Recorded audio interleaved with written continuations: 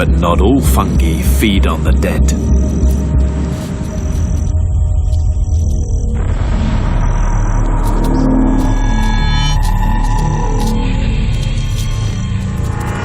Days ago, a spore landed on this ant. Now she's acting strange. A network of roots has infiltrated her muscles.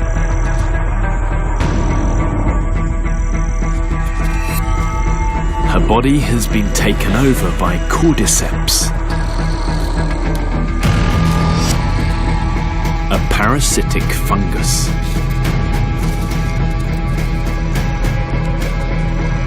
It floods her brain with chemicals, drugging her, compelling her to head where conditions are perfect.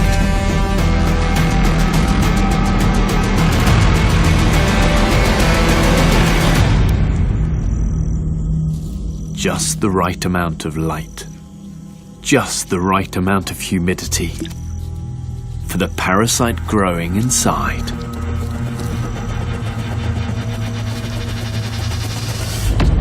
It forces her to clamp down in a death bite, and cordyceps reveals its gruesome nature.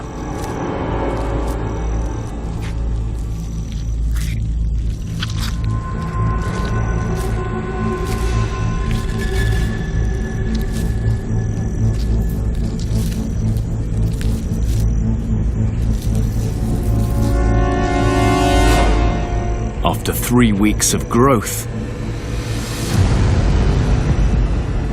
cordyceps can release its own spores, infecting more ants, releasing more spores, infecting more ants, releasing more spores, infecting more ants, infecting more ants. Hey, so there's this parasite. Is that not the most like metal video you've ever watched in your life? There's this parasite, this like fungus that gets into ants and other insects, and the insect doesn't know it's there, and it lives a normal life for a few weeks.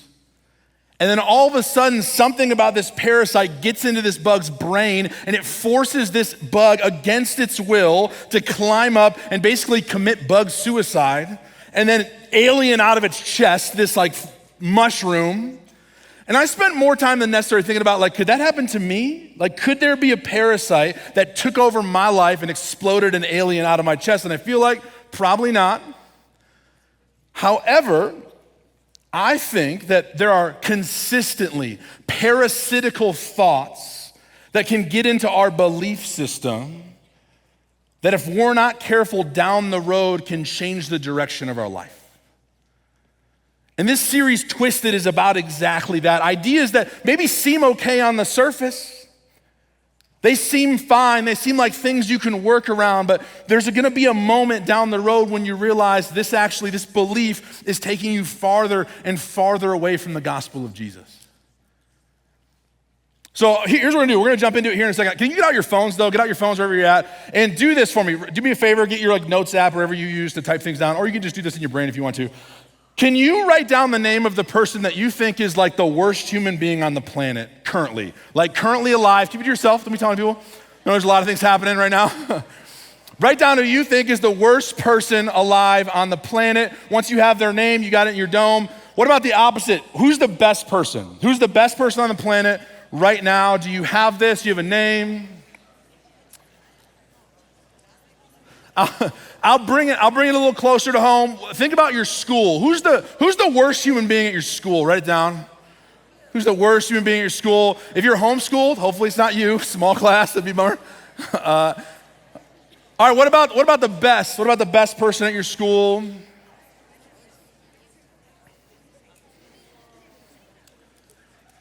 All right, let me make it a little more personal. I want you to think about your small group at church.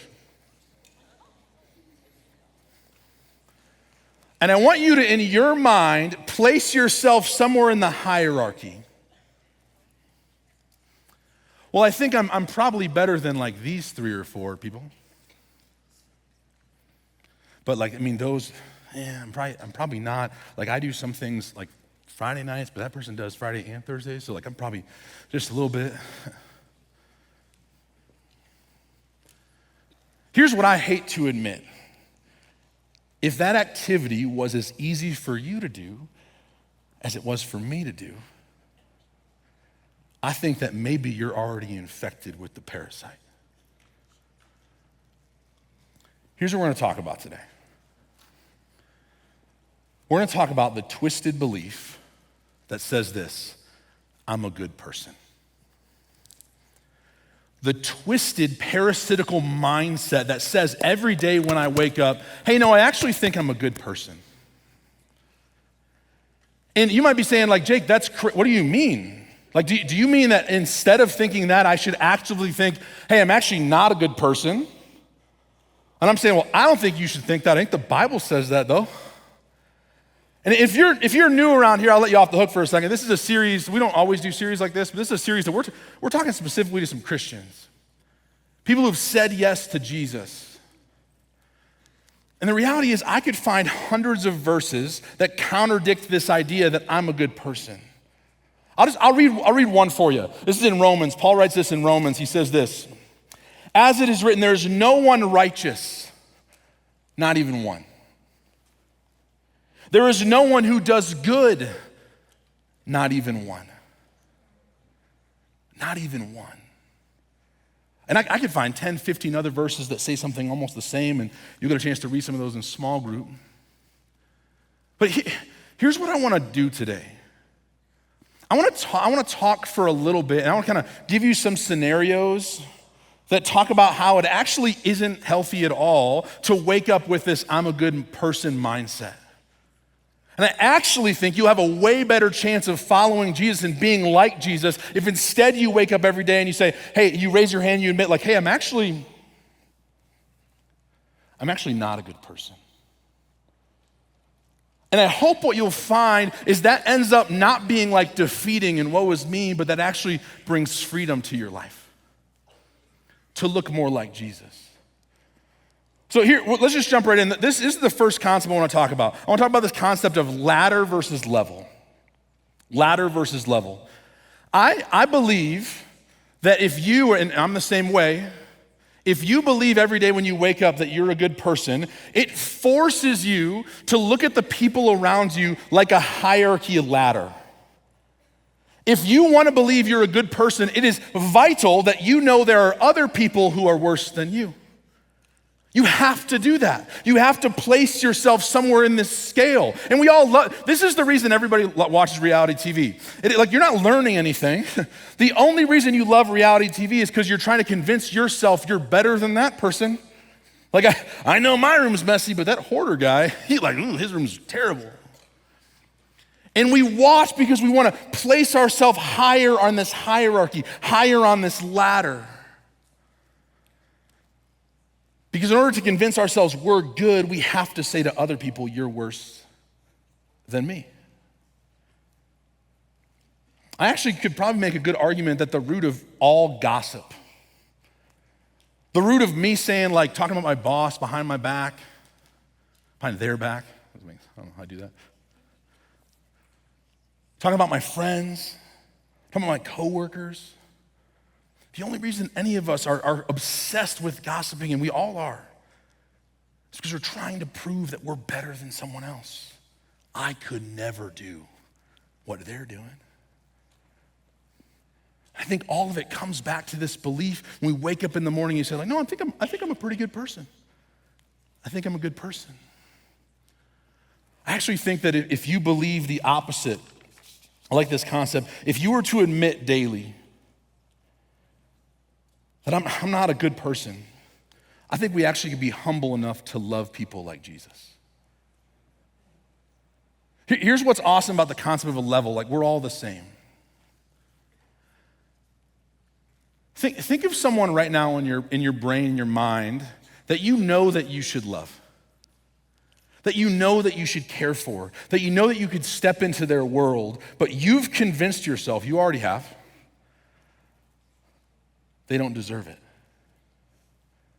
You've convinced yourself that you're on this ladder, that you are above them or you're below them, and there's no way that you could be Jesus to that person because we're just not on the same playing field.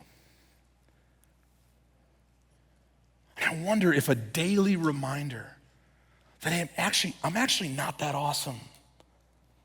I'm actually broken would allow you to step into the life of other people and be Jesus to them. Ladder versus level. Here's the second thing I want to talk about. It's this concept of like fear versus free. Fear versus free. This might relate to a few of you, but I grew up and my dad was a pastor.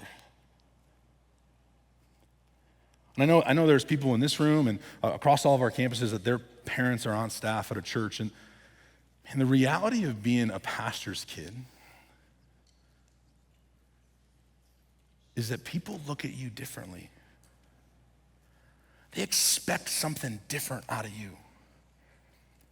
And I remember walking to church and just being like hyper aware of the expectations they've put on me.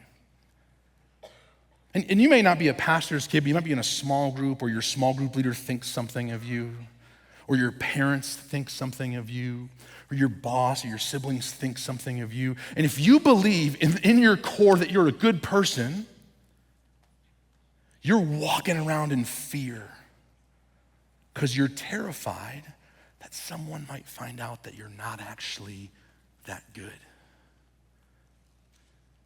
And you're desperate for help. But you would never admit it because you want to believe deep down, but no, actually, I'm pretty good. Paul says this in Galatians 5, verse 1. He says, "For it is for freedom that Christ has set us free. Stand firm then, and do not let yourself be burdened again by the yoke of slavery." And he's talking about actual slavery, but I think that like the undertones of that is actually the bondage, the slavery of the guilt and shame of being like, hey, I'm actually not as good as people think I am. I think if we were to daily remind ourselves and raise our hand like, hey, I actually admit I'm not that good of a person, I think we could be honest enough to ask for help.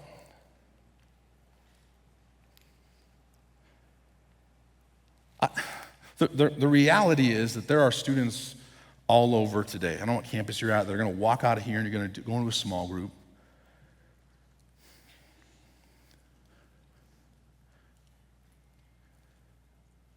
And man, you could use some help. You'd love more than anything to raise your hand and say, hey, I know you think this of me. I'm not that guy. And the fear that you carry is baked into this parasitical belief that you think you're this good person.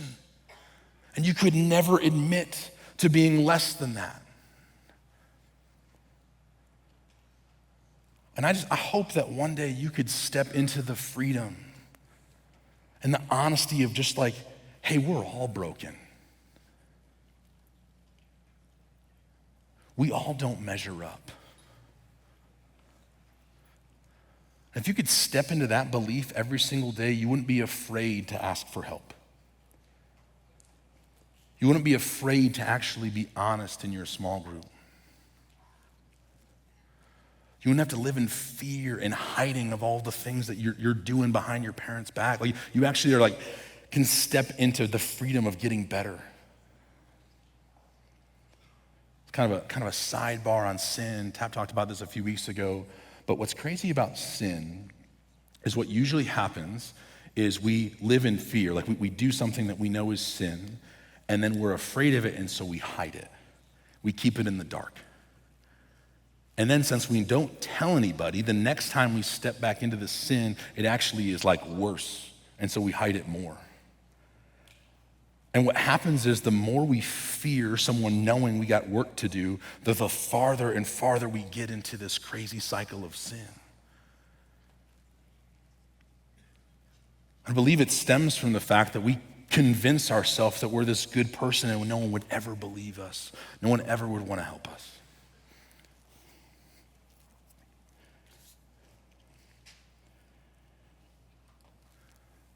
The last two things I would want to compare, it's simply just this. It's deserve versus depend.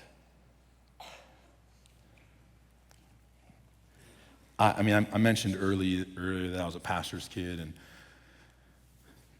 man, I've spent a lot of time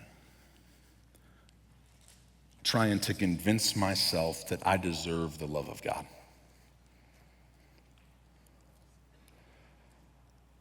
I don't know if you can relate to this. Maybe you're the person that, you never missed a week. I don't just serve one service, I serve 2 or 3 some weekends. I've been to every camp, I've been to every Mexico.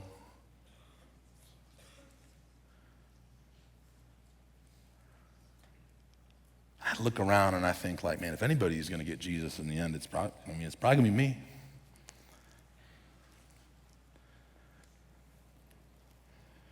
We convince ourselves that we deserve the love of God.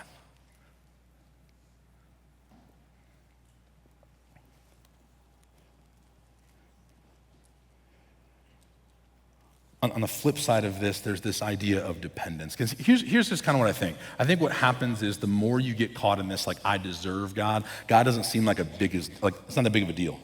Like, I'll be fine, I'll figure it out when I can get there. I'm gonna flip of this is this idea of dependence. I've been reading this book. It's called The Truth About Us. It's written by Brant Hansen, and he wrote Unoffendable. We did that series a few weeks back. And if this premise of like, hey, I'm not a good person is frustrating you, or it's making you think, and you're a reader, you should read that book, The Truth About Us. It's been good for me. He kind of tells this story, this idea that sometimes dependence gets a bad rap. Like, I don't want to depend on anybody. I would never want to have to depend on someone. Where I would probably argue that dependence is way more a sign of wisdom than it is weakness. Could you imagine with me, like an astronaut, and this is like super silly, this is ridiculous, but this idea of an astronaut being like, I don't think I need my suit. I'll be all right. I'll be all right going into space. Like we would never. Like he or she is completely dependent on their suit. And I think one of the awesome things about a daily reminder of, hey, I'm not that awesome, is that you wake up every day desperate and dependent on the goodness of Jesus. I'll say it this way, it says this, I think if we admit that we're not good people, I think we have to become dependent on grace. I've just been thinking through this whole premise, and you're gonna go to your small groups wherever you're at, and I would just encourage you to talk about like, where are you most likely to drift into this idea that, hey, I think I'm a good person, and talk about it, be honest about that. But I think the initial thought that I have, and potentially you have as well, is, wait, I'm gonna admit that I'm not a good person, that seems like a downer. That seems like that's how am I ever gonna walk around with confidence? I'm gonna walk around knowing that like I have a purpose and I matter. And I think that's a fair question. And I think it would be a letdown if not for the person of Jesus. Paul writes this in Ephesians 2:3-5. He says this, like the rest, we were by nature deserving of wrath.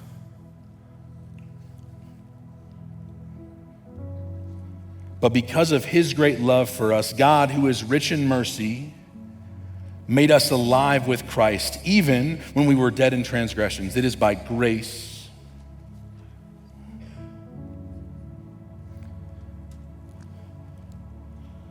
You've been saved.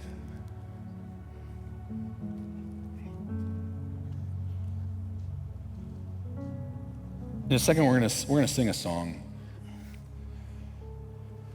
And it's a song you've heard. It's a song you've probably even heard if you've never been to church before.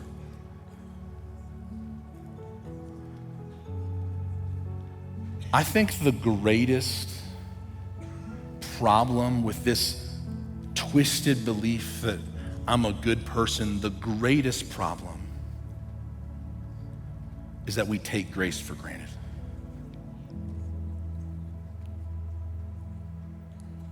That we don't realize how powerful it is. That we don't realize how life-changing it can be.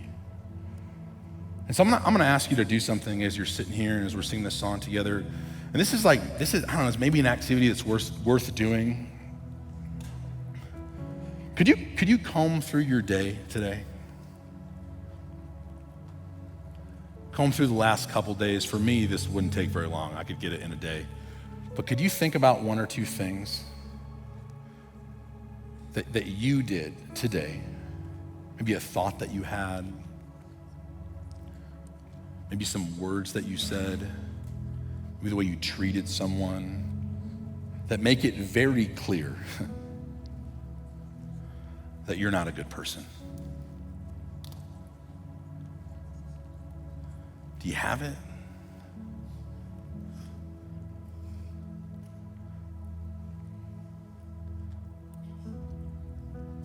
And I wonder if during this song, if while you're sitting there and you're living there and you're starting to feel the man, maybe I'm not good. Maybe I have made mistakes. Maybe I am broken. And you start to feel the pain, a little bit of the shame for what you've done. Can you reflect on the perfect grace of Jesus? Let me pray for us. Heavenly Father, thank you for the grace that you give us. Forgive me for being so easily convinced that I'm better than people. Allow me to be reminded of Paul as he says of sinners of which I am the worst.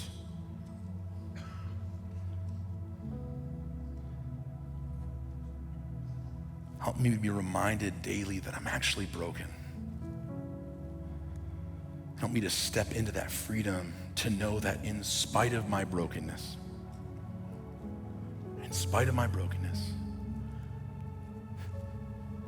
your grace still loves me.